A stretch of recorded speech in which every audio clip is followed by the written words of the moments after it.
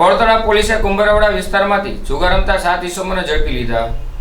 ભાવનગરના Bortalav police સ્ટેશનનો staff બાતમીના આધારે કુંભરવડા વિસ્તારમાં ગિરનાર સોસાયટી રણિયર ચોકમાં આવેલી જાહેર ખુલ્લી જગ્યામાં રેડ પાડી હતી, જ્યાં ગંજી પત્તાના પાના વડે હાર જીત કપનો જુગાર રમતા રાજુભાઈ લક્ષ્મણભાઈ ભડિયાદરા, વસીમ અકરમ, યુનુસભાઈ ધંધુકિયા, કાળુભાઈ રમેશભાઈ ચૌહાણ, રામજીભાઈ ઉર્ફે રામો, લાબુભાઈ ખોખાણી, હસમુખભાઈ ઉર્ફે સાગર, છગનભાઈ બારિયા, બુધાભાઈ રામુભાઈ ચૌહાણ અને ગોપાલભાઈ રમેશભાઈ પાડલિયાના નામના 7 આરોપીઓને પોલીસે ઝડપી પાડ્યા હતા।